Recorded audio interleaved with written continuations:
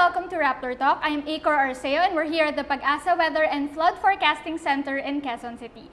And joining us today is PAGASA Senior Weather Specialist, Chris Perez. Thank you for joining us on Rappler Talk, Chris.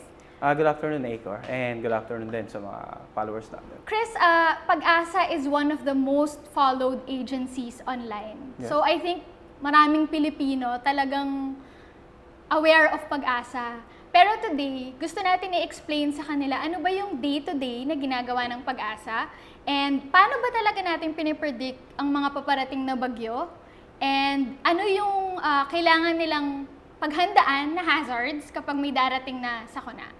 So first, gusto muna naming malaman, ano ba yung typical day ng isang forecaster, ng isang PAGASA forecaster? Like, ano yung nangyayari dito sa forecasting center nyo and how do you predict the weather? Well, Acor, a typical day for PAGASA forecaster starts. Pagkagising nito, if you have an internet access, you check what's going on with the weather. Lalo na dito sa ating bansa, meron ba tayong minomonitor na low pressure area or bagyo or tropical cyclone? Or other than that, kung okay ba magiging weather natin. And then, meron din tayong mga nakikitang online resources. Particularly sa PAGASA website, we can access dun sa isa sa mga numerical weather prediction model ng PAGASA. These are computer programs na nagra-run at nagkakaroon din ng mga forecast of precipitation, wind direction, kung may bagyo, movement ng bagyo, just to name a few. This gives an idea sa isang weather forecaster na kung ano ba yung ine-expect natin sa mga darating na araw. Para po sa kalaman lahat, PAGASA weather forecasters works on 3 shifts. Meron po tayong from 6 in the morning up to 2 p.m. and then from 2 p.m. up to 10 p.m. and then 10 p.m. up to 6 a.m. the following day. So, pag nag-meet itong dalawang shift, during the end of a previous shift and the start of the second shift, magpapalitan din po ito ng information. Ano ba yung nangyari? Ano yung na-monitor na mga kasama natin ng previous shift na maaaring maka-apekto sa ating weather? At ano ba yung iba pang mga bagay na dapat malaman ng ating incoming forecasters with regards not only to the weather, but to the climate as well and some other important matters. Let's say, nagkaroon ba ng interaction with any government officials regarding weather-related activities, just to name a few. So, pagkatapos nun, magsisimula ng mag-analyze ng mga weather data yung mga forecasters natin. As you all know, we have different weather stations scattered all throughout the country. Every 3 hours po, nagpapadala ng weather data. Tinatransmit dito sa National Office sa Quezon City. And these weather data are analyzed by our forecasters. And along with the previously mentioned numerical weather prediction models, satellite imagery, radar data if available, i-analyze natin to lahat, co-consolidate natin, and then we come up with a daily weather forecast and shipping forecast and other regular forecast products and services. Yung second shift, 2 to 10, they need to issue a public weather forecast ng 4 p.m. Likewise, yung incoming third shift, 10 p.m. to 6 a.m. the following day, they need to issue a public weather forecast 4 in the morning the following day. So, medyo busy yung second and third shift. But yung incoming first shift naman, they will be busy handling inquiries, weather-related inquiries, as well as analyzing any other weather data during the morning. At kung may bagyo po, syempre ito yung mga pinaka-busy, no? So, kailangan nating dagdagan yung incoming second shift. So, normally, pag may bagyo, an outgoing shift, kailangan may mag-render ng straight duty para sa susunod na shift. Hanggat may bagyo po, lalong-lalo na pag may warning signal. 24/7 walang Yes, 24/7 yon. Then after that, kung na-release mo na yung forecast, then nakapag-live na kayo, maybe remote TV broadcast or radio or by phone, na-disseminate na natin information, and nakapag-live na tayo sa ating official YouTube channel, and then we'll wait for the incoming shift. So, the same process will be repeated para naman sa incoming third shift. I-orient natin, and then we give them the information, and then we discuss a little about what do we expect based from the discussion nung hapon. And then, he or she may go home or end up rendering straight duty kung may bagyo nga. So nagkakaroon tayo ng exchange dito of ideas. As you mentioned nga, nagmi-meet every shifting and Yes, then you every change discuss of kung ano yung mga pag-interpret ng satellite images. Yes, and we also, not only the weather forecasters yung mga nagdi-discuss, For example, we have a large-scale climatic event na nakakapekto sa ating bansa, such as the El Nino or La Nina. Nag-invite din po tayo ng mga climatologists ng PAGASA during our daily map discussion. Every 2 o'clock in the afternoon, we have this daily map discussion. Nandun yung outgoing first shift, incoming second shift, senior forecasters, sometimes even the administrator of PAGASA, lalong-lalo po pag may bagyo. And of course, any other PAGASA personnel na sa tingin natin ay may tutulong po para sa ating mga forecast product to be issued in the afternoon. Para lang mabigyan pala natin ng background yung viewers natin, no? How many years ka na dito sa PAGASA, Chris? I've been with PAGASA for 16 years already. And I've been working at the weather forecasting section of PAGASA for almost 14 years. 14 Yes. years. So, throughout those years ba, ano yung pinakamalaking change simula nung nag-start ka as a forecaster versus ngayon, versus today? Well, isang napakalaking obvious change po. So, with the advent of the information and communication technology, dati hindi ganun kalaking ang demand ng information ng ating mga kababayan. Usually, the weather and climate-related information being issued by PAGASA are available through TV broadcast or radio broadcast, print media, and telephone or fax. Ngayon, nagkaroon na tayo ng email, social media accounts, tapos live streaming ng weather report. And mas dumami na yung may access sa mga ganitong medium of communication. So, mas naging busy tayo in terms of disseminating the information to the general public. Moreover, yung technology. Every year, halos may bagong technology in the field of meteorology that we need to keep ourselves updated para makahabol tayo sa changes with regards to the science of weather and climate forecasting. Dahil it's a continuous learning process, meteorology that is. I think any other sciences naman, laging continuous learning process. May na-develop na bagong technology, bagong concept, innovation, and then we try to apply it locally. If applicable at mas lalong mapag-iinam yung mga products and services natin, then much better po. And speaking of learning about meteorology, Chris will explain to us what each term means. First, ano po ba talaga ang tail end of a cold front? Well, yung tail end ng cold front, pag sinabi po kasi nating front, this is a meeting place ng dalawang air mass. When we refer to the air mass, magkaiba po sila ng characteristic. Ibig sabihin, magkaiba sila ng temperature at saka moisture content.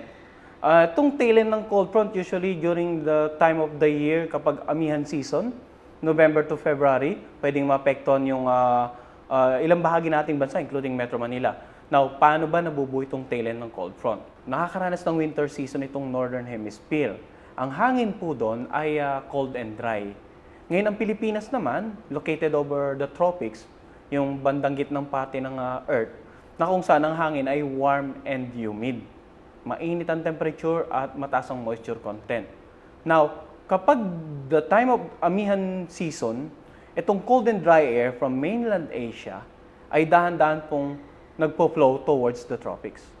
At kapag nag-meet sila ng warm and humid na hangin, na very prevalent sa tropics, nagkakaroon tayo ng boundary. Yun po yung tinatawag nating front. Now, bakit natin tinawag na cold front? Pag naging mas dominant yung cold and dry air, ipupush niya yung warm and humid air. Hence, bababa yung malamig na hangin, hindi lamang sa northern Luzon, kundi minsan umabot pa ito ng northeastern part ng Mindanao. Kaya po yung panahon ng amihan, yung tinatawag natin na bare months, yung malamig na hangin, yun po yun. So, yung cold and dry air from the mainland Asia na nakakaranas ng winter, umaabot hanggang Pilipinas. And they collide with the warm and moist air ng tropics at nabubuo yung front, yung cold front. And you mentioned nga yung northeast monsoon, yun yung panahon ng malamig. So this is from which month to which month?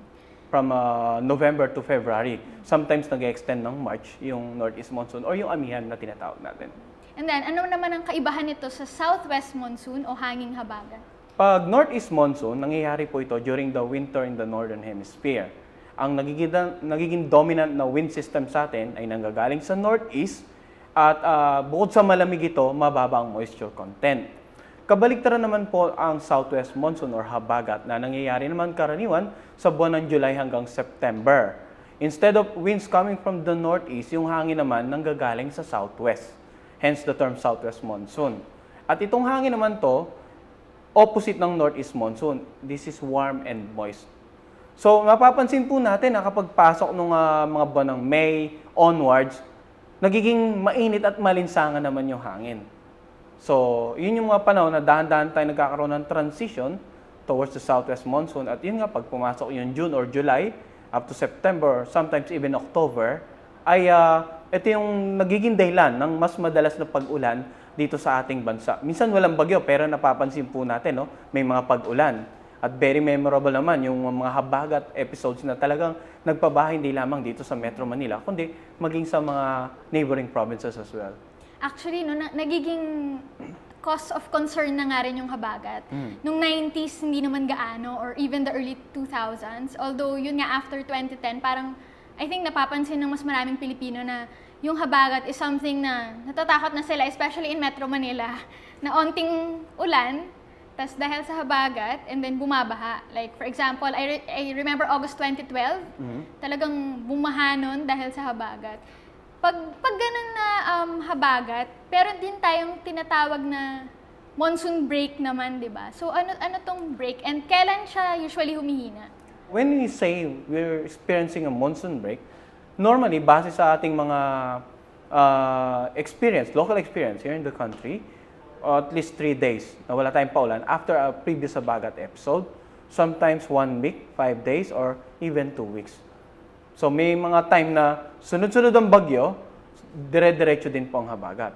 But may mga time naman po na ang bagyo napakalayo sa ating bansa, or after one tropical cyclone ay wala tayong kasunod na bagyo, days or weeks, then yun yung may humihina epekto ng habagat, nagkakaroon po tayo ng monsoon break. It doesn't necessarily follow na kapag sinabi po natin na panahon ng tagulan, panahon na ng habagat, ay wala na ang tigil ang ulan.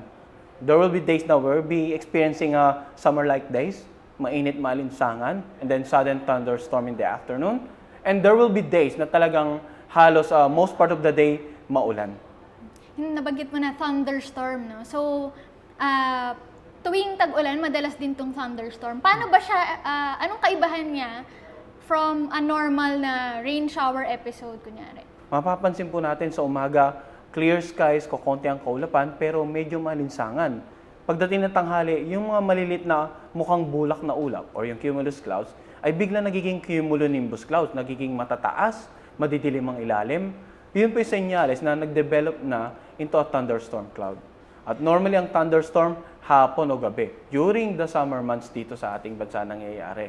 Now, ang isang thunderstorm, pwedeng magdulot ng pag-ulan lamang, pwedeng may kasamang pagkulog at pagkidlat. Normally, maikli na yung 5 minutes at maximum na minsan 30 minutes, 1 hour, or minsan tatagal ng 2 oras. Pero may mga cases na tinatawag tayong severe thunderstorm na bukod po sa ulan at kidlat, meron din pong pag-ulan ng yelo o yung hail na tinatawag natin.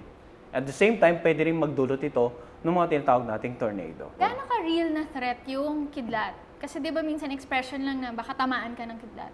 Pero gaano ka-dangerous Serious. talaga pag during a thunderstorm na let's say naglalakad ka sa labas tapos kumukulog at kumikidlat? Well, as much as possible, kung may thunderstorm activity, lalo na kung overhead yung thunderstorm cloud, at napapansin natin may mga lightning, ay as much as possible, let's stay in sturdy structure indoors.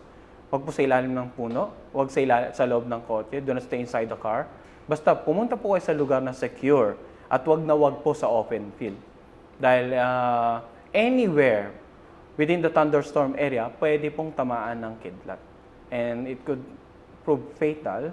Nababaltaan naman po natin, karaniwan nga po nang nare-report sa atin ay mga kababayan natin na nasa gitna ng bukid, open areas. Doon naman tayo sa Intertropical Convergence Zone or ITCZ. So ano ba to at ano yung nagko-converge dito sa area na to? Well, ang ITZ or Intertropical Convergence Zone, ito po yung area naman na malapit karaniwan sa equator.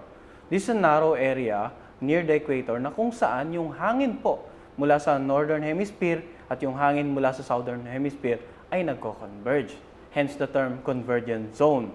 Now, kapag ang hangin po nag-converge sa low level, sa surface level, na tawag natin, may tendency itong umakyat patungo ng ating upper level of the atmosphere, magkaroon ng cloud development at magdulot ng mga pag-ulan at thunderstorm activity. In some rare cases, the intertropical convergence zone can be a breeding ground of tropical cyclones. Usually, series ng low pressure area po ito. It can be breeding ground of tropical cyclone. So yung pwedeng posibleng hindi lang isang low pressure area ang Tama nandito po, sa zone opo. na to. There will be a series of low pressure areas na almost near the equator. And if you're going to draw an imaginary line, yung tinatawag nating axis nila, connecting this series of low pressure areas, hence, yun yung tinatawag nating intertropical convergence zone or ITZ. Now, may mga panahon din po na hindi lamang sa Mindanao area nakatutok itong axis ng ITZ. Pwedeng umabot ng Visayas or even the southern Luzon area. Seasonal po ang fluctuation, north and south oscillation nitong intertropical convergence zone. And then yung sa low pressure area naman, alam natin kadalasan ng mga tao na bago maging bagyo, low pressure area muna. Pero bakit ba ganun yung pangalan niya? As in, paano siya tinawag na low pressure area? Yung mga low pressure area naman po, at this particular time, yung hangin sa paligid po natin nag-exert ng pressure sa ating surroundings. Naging sa atin mismo, nag-exert ng pressure na. Now, hindi even yung pressure na na-exert. May mga areas dito sa surface level na mas mababa ang pressure ng hangin. Pag nagkaganon, ang tendency nung hangin sa lower level ay umakyat ng ating atmosphere. So, a low pressure area is an area whose atmospheric pressure is lower than the surrounding environment. Hence, karaniwan ito po yung nagiging breeding ground ng mga bagyo, lalo na kung ang low pressure mo ay nabuo sa ibabaw ng dagat. Karaniwan naman po lahat po ng bagyo natin ay nagsisimula sa mga low pressure sa ibabaw ng dagat. But there will be cases na may heat lows tayong tinatawag. May mga low pressure area naman tayo na sa ibabaw ng lupa nabubuo, but hindi sila nagiging bagyo. Okay, now dun sa pag naging bagyo sila, so every year sa Pilipinas, we have an average of 20 tropical cyclones. Hindi naman lahat dito nagla-landfall, tama? Tama po. In the average, under normal year, yung wala po tayong El Nino or La Nina, pwede tayong makaranas ng at least 19 hanggang 22 na bagyo or tropical cyclones. And about half of them, 8 to 9, make landfall sa iba't ibang bahagi ng ating bansa. So, yun yung lagi nating, isa sa mga busy nating task. Lalo na during the second half of every year. Kasi statistically speaking, yung second half of every year, ang mas maraming tropical cyclone activity. The months of July and August being the peak months of tropical cyclone activity, minsan pwede tayong makaranas ng 3 hanggang 4 na bagyo per month. Yung sa tropical cyclones, bale ito ang tinatawag umbrella term yung tropical cyclone, pero 5 yung klase. So, sa Tagalog, bagyo. Tama po. So, hindi na natin tinatagalog yung Tama bawat po. pangalan. Siguro daanan lang natin isa-isa yung 5 klase ng tropical cyclone and kung ano yung difference ng bawat isa in terms of sa wind at sa damage. Ang tropical cyclone, general term or bagyo sa Tagalog, ay kinaklasify po natin into 5 categories dito sa ating bansa. Now, tropical cyclones are normally classified according to the maximum wind na dala po nila. Hindi po sa dalang ulan, laging sa dala ng hangin. We start with tropical depression.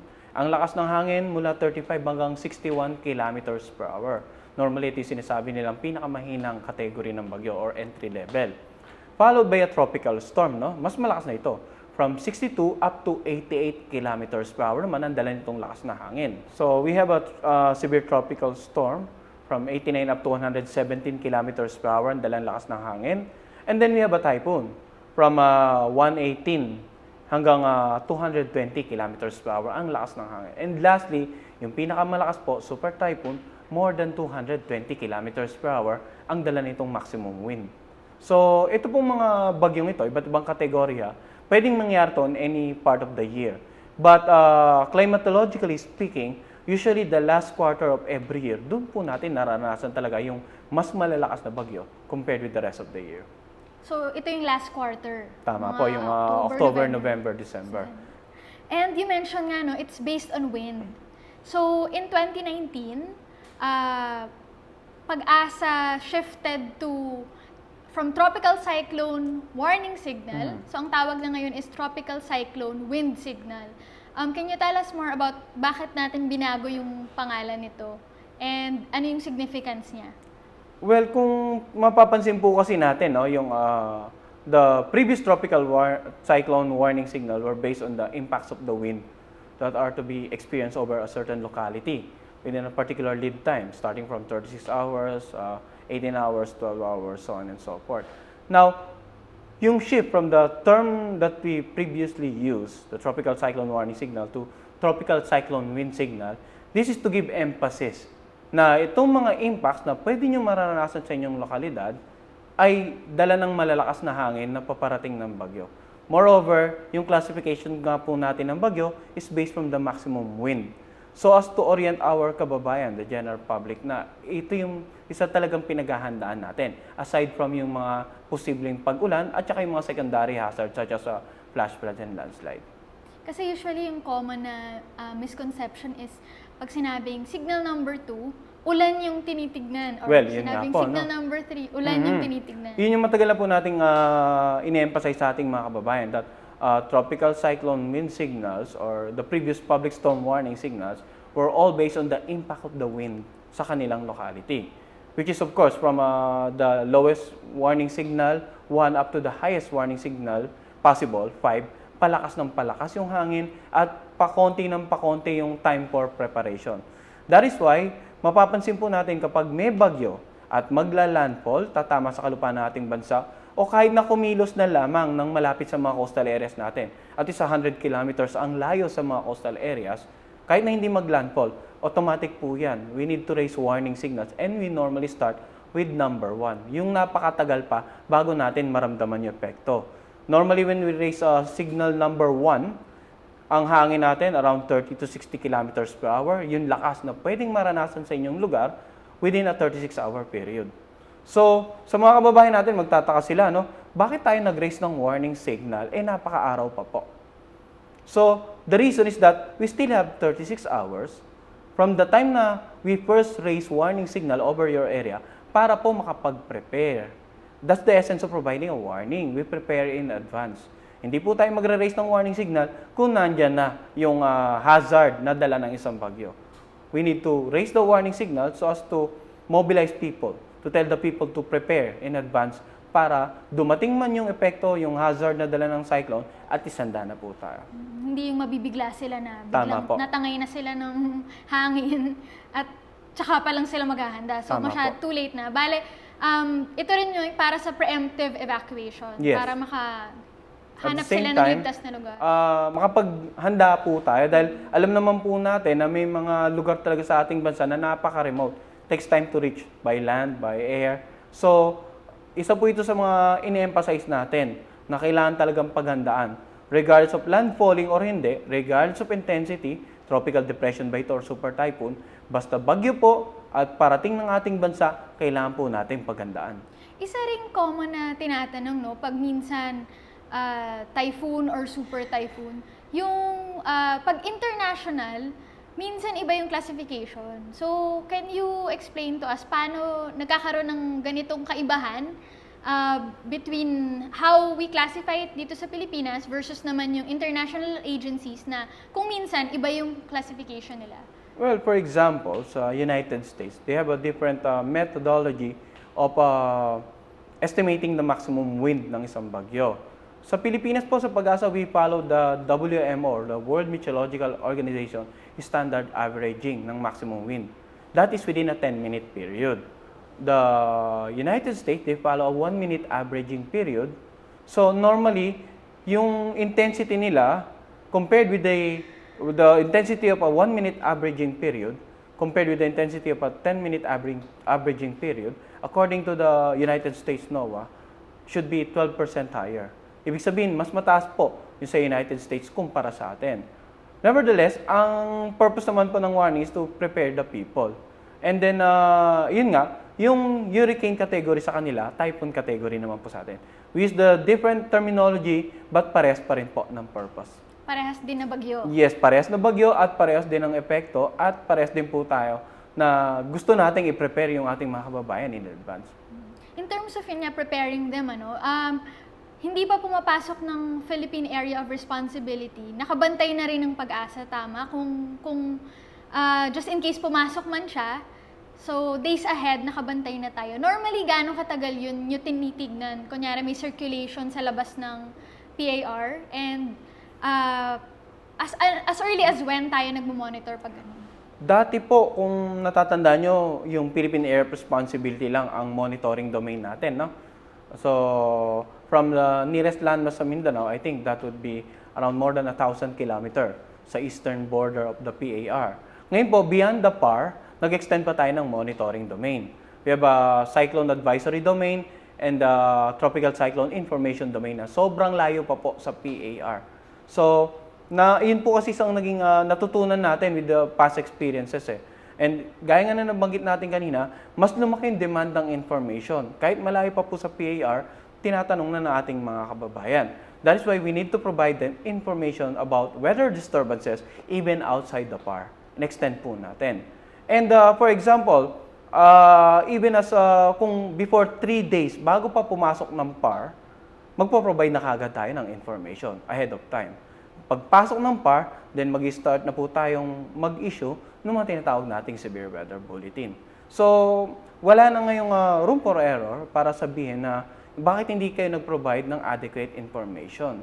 Sobrang layo pa lang po ng PAR, nag-i-issue na tayo ng mga appropriate weather advisories, tropical cyclone advisories in particular. And then pagpasok nga ng PAR, of course, bago tayo mag-issue ng severe weather bulletin, yung mga kababayan natin may idea na kahit nasa labas ng PAR because of the tropical cyclone advisory. Kumbaga may idea na sila na may papasok pa lang. Tama po. Nung before, sinasabi natin pag nakapasok na. Pero ngayon, sinasabi natin may inaabangan tayo sa labas, posibleng pumasok ng ganitong araw, at posibleng ito na yung, although pag malayo pa, no, yung track niya, medyo hindi pa tayo ganun ka-certain. Yes, normally, pag sobrang layo pa po, although we provide up to 5-day forecast track, pero kung nakikita naman natin na hindi siya tatagal ng 5 days ay magdi-dissipate or totally hina, then yung mapapansin ng ating mga kababayan. Hindi tayo normally, hindi all throughout magpo-provide tayo ng 5-day forecast track. Normally, we provide a 5-day, but sometimes hanggang 3 days lamang po, sometimes hanggang 2 days, or even sometimes hanggang 1 day lamang po. Depende sa forecast intensity natin, kung pre-prevail or magpe-persist ba yung current intensity ng bagyo, or magdi-dissipate na ito or hina bilang isang low pressure area. At syempre, yung number 1 nilang tanong is saan ba tatama? Tama, Tatama ba yun sa pa nga amin? po. Paano natin nape-predict ang path na to? At ano yung mga ginagamit natin para to come up with yung forecast track na tinatawag na nilalabas natin na map? Well, that's a good question. No? Yun yung laging tanong natin mga kababayan. Saan tatama? Then, kapag tumama sa ibang lugar, bakit hindi tumama sa sinabi natin? Normally, sa ating mga severe weather bulletin po, we provide the forecast track of the bagyo or the cyclone. 3 days, 5 days, gaya nga nabanggit natin, depende po sa na-expect natin na magiging behavior nito during the forecast period. Now, kung mapapansin po ng ating mga babae, yung forecast track natin, may thick bold line in black sa gitna, and then may parang cone na nakabalot. Now, the thick bold line sa gitna, ito yung ina-anticipate natin na posibleng maging movement ng sentro ng bagyo kung magpe-persist ito sa current speed and intensity. Now, yung shape na nakapalob ito, yung parang cone, ang tawag po natin doon, yung cone of uncertainty. So, paano nga ba, ano ibig sabihin ng cone of uncertainty? Ibig sabihin po nun, within that area, pwedeng kumilos yung bagyo, either north or south, nung thick bold line sa gitna. Pwedeng pag sinabi nating tumama ng Surigao del Norte, but if within 24 hours, yung cone of uncertainty covered niya yung Surigao del Sur, pwede rin po doon tumawid yung sentro.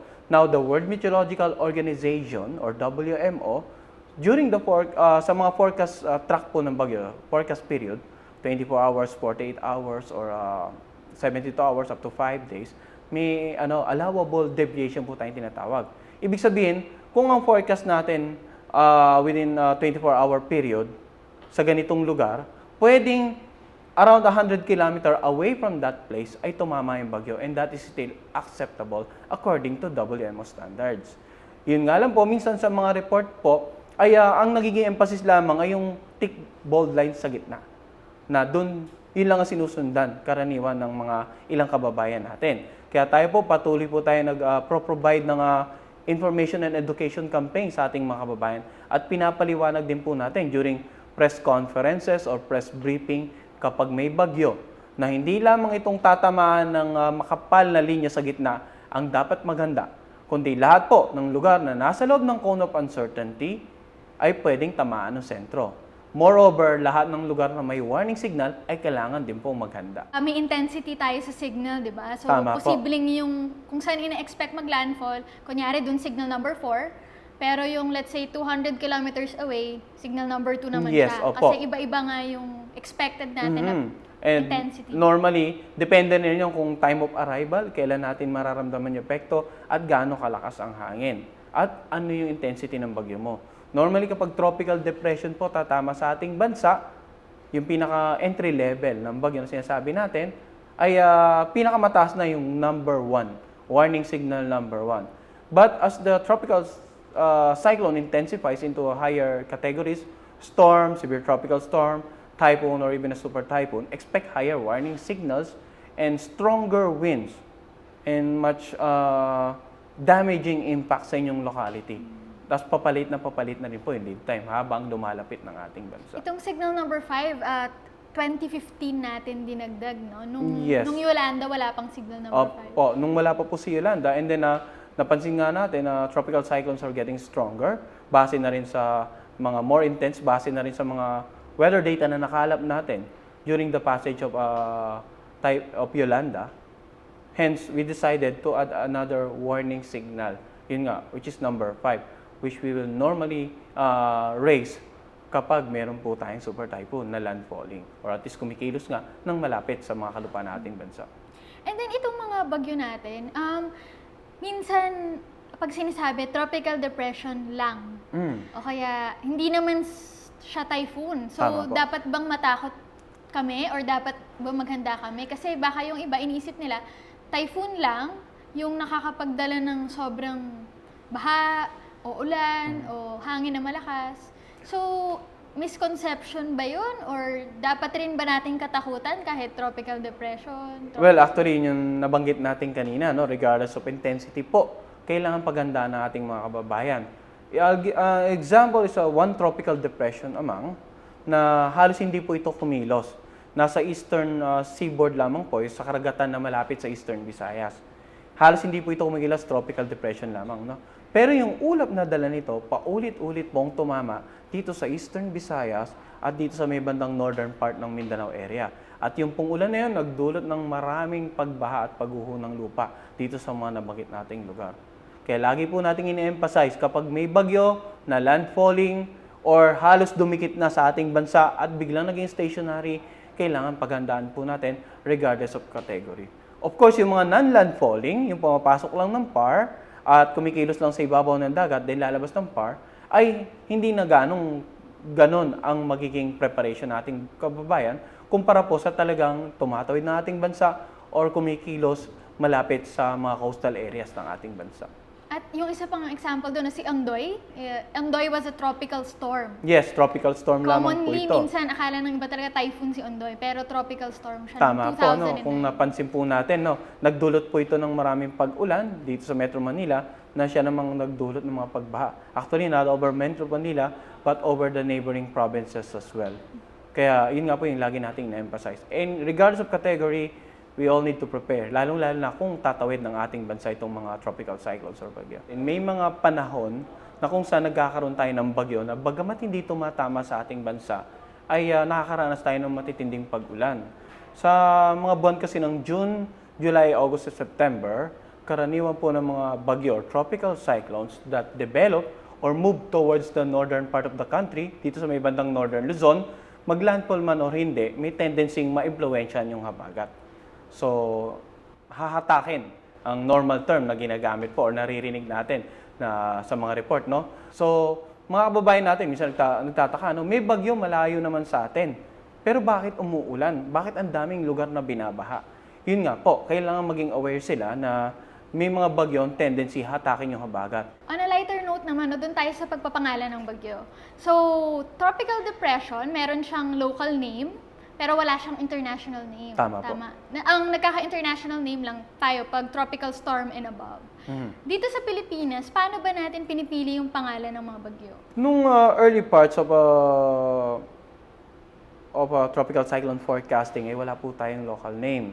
Now, if I'm not mistaken, 90s, nag-start tayo magbigay ng local name to any tropical cyclones that enters the PAR and be it directly affects or indirectly affects the country. Nagkaroon po tayo ng mga local name from A to Z, alphabetical. So nagkaroon po ng contest nun actually, na nagpa-submit sa ilang mga participants ng names, and then namili po yung judges ng 4 sets of names to be used, each set to be used every other 4 years. However, in cases na ang isang bagyo ay nagdulot po ng considerable damage and loss of lives, 300 casualties or more, 1 billion peso damages, yung local name na po yun, i-retire na natin, papalitan na po natin. May naka-reserve na po tayo na pangalan na magiging kapalit nitong mga i-retire natin pangalan kung sakali. And of course, they start with the same letter po. For example, during the time of Yolanda, nung ni-retire natin siya, ang naging name po na to be used after 4 years using the same set na kung saan nandun si Yolanda, instead of Yolanda, we will use the name Yasmin na po. Hindi tayo tatanggap ulit ng mga bagong suggestions para sa pangalan. Well, until we run out of names, I think we'll stick with the current list dahil inulit naman po natin every other 4 years. And then nag-provide na rin po tayo ng backup na pang-substitute natin na names should we retire any of the names over the list. To wrap up our interview, no, ano yung number 1 na bagay na gusto ng pag-asa na matandaan ng mga viewers natin? Kasi syempre, as we mentioned nga, weather, integral part yan ng buhay nating lahat eh. So, umulan man o umaraw, concerned usually yung lahat sa weather. Pero ano yung siguro mapapayo ng pag-asa sa publiko na dapat nilang tandaan lagi with regard to the weather? Siguro po yung awareness sa day-to-day weather information, may bagyo man or wala, maaraw man o umuulan, ay dapat ma-instill sa ating mga kababayan. Dahil actually sa ibang bansa po, yung mga napunta nating lugar, makikita natin kung how weather conscious the people are. The way they dress, magsusot ng damit, pinaplano nila activity nila, they need to know the weather and they do it every day. So, tayo po kung everyday aware tayo sa possible weather condition, eh siguro hindi naman po tayo darating sa point na we get caught off guard, ma-stuck sa traffic, sa baha, sa malakas na ulan, na wala tayong payong or any other protective gears against heavy rains. Yun lamang po, awareness with the right weather information at the right time. Malaking bagay po yun para makatulong sa pagpaplano natin. So thank you, Chris, for joining us on Rappler Talk. That was PAGASA Senior Weather Specialist, Chris Perez, and I'm Maker Arceo. Thank you for joining us today.